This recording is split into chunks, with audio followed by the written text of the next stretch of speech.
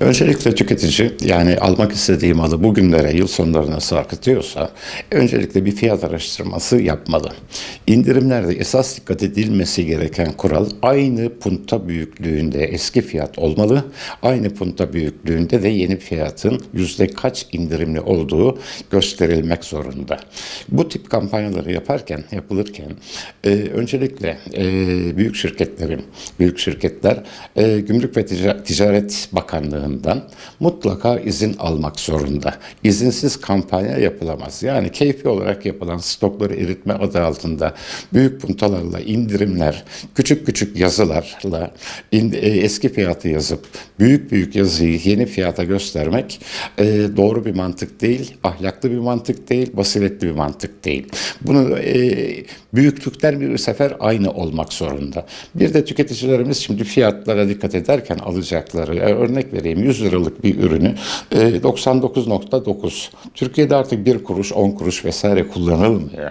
Kullanılmadığını bile bile yanıltıcı bir tablo içerisinde bulunuyor. Satıcı, sağlayıcı ve şeyler.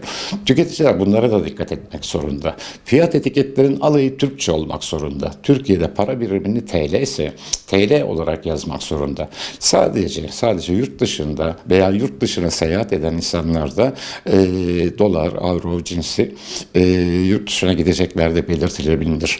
Türkiye'deki bütün kampanyalar TL üzerinden yapılmalı, yapılmak da zorunda. Zaten bu konuda tüketiciyi aldatılıyorsa gerek internet üzerinden ticaret il müdürlüklerinde, hakimiyetlerine veya Türkiye'de bulunan bir reklam kurulu diye bir Ticaret Bakanlığı bünyesinde bunlara şikayet etmek zorunda.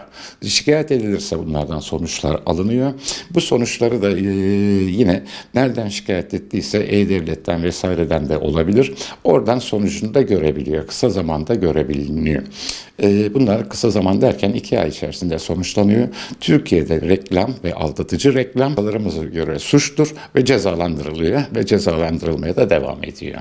Gerçek anlamda indirim değildir. Yani bir elindeki fazla mal stoğu vesaireyi öncelikle başa koyuyorlar ama eski fiyatı dediğim gibi göstermek zorundalar. İndirimler için mutlaka Bakanlık Ticaret İl Müdürlüğü izni alınmak zorunda. Bunlar gerçek indirim derken şimdi sokakta karşılaşıyoruz değişik mağazalarda büyük pankartlarla indirim diyor. Yani sadece bunlar tüketicinin içeriye girmesini, tezgahlara teslim olmasını beklentileri var. İçeriye yeter ki girsin. Bazılarında fiyat etiketi yok. Fiyat etiketi olmayanları da yine ticaret il müdürlüklerine şikayet etsinler, belediyelere şikayet etsinler. Bizim yasamıza göre belediye zabıtası ve il ticaret müdürlüğü bu konuda denetleme yetkisi vardır. Ama belediyenin daha zayıftır. Zabıtalık önlemler mutlaka zabıta bir ceza yazacaksa da bunu il ticarete gönderiyor. O taraftan bu cezaların yüksekliği var. Her ürünü kapsayabilir bu. Yani stoklarımızda yani indirim yaptığı veya fiyat etiketi bulunmayan vitrinde bir ürün kaç adetse her ürün için ayrı ceza uygulamak durumunda il ticaret müdürlükleri. Yani bir vitrine gidiyorsunuz 50 tane mal varsa bugünkü ceza 3000 ise yani 3000 çarpı 50 gibi ceza kesmek durumunda. Cezalar harçlar yasasına göre her sene artaraktan gidiyor. Bir de zaten bütçemiz bugünlerde tartışılırken Kasım ayı bütçesi tartışılırken yeni yılı cezalar ağırlıklı bir bütçede yer alıyor. Bu konuda satıcı, sağlayıcı da dikkat ederse daha dikkatli olur.